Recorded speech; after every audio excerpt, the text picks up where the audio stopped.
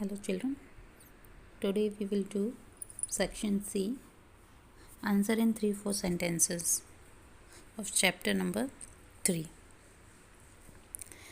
In this section I have taken 2 questions. First question is, which circumstances caused the Great Depression 1932 to 42? तो जो depression का reason था हमें वो बताना है, कौन कौन से क्या ऐसा कारण हुआ कि इतना मतलब विश्व में, वर्ल्ड में डिप्रेशन का माहौल क्रिएट हो गया.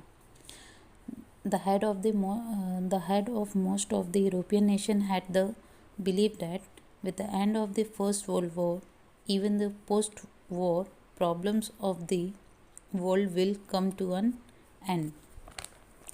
कि यूरोपियन नेशंस को ये लगा था कि मतलब वर्ल्ड वॉर के बाद जो है कि जो प्रॉब्लम्स है वो सॉल्व हो जाएंगी, ख़त्म हो जाएंगी. But this proved wrong, but ऐसा नहीं हुआ.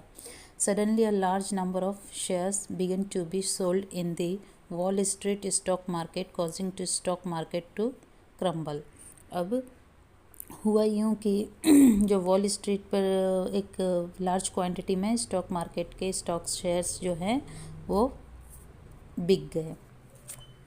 Then this was called the Wall Street crisis by the critics, और इसे वॉल स्ट्रीट क्राइसिस कहा गया. जो ये वॉल स्ट्रीट पर स्टॉक मार्केट के कुछ शेयर्स जो सेल किए गए भारी मात्रा में, उसे वॉल स्ट्रीट क्राइसिस कहा गया.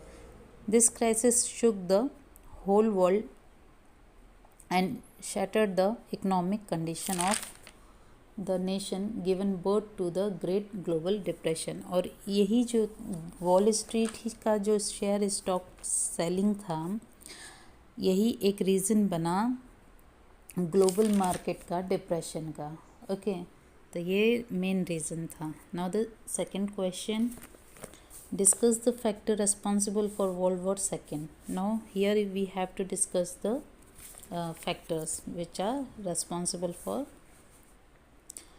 World War Second. First है factor responsible for Second World War, fierce nationalism. जो एक राष्ट्रीयता की भावना आई थी, इसमें सबके अंदर एक डर हो गया था कि मतलब सब अपने राष्ट्र के लिए अब लड़ेंगे.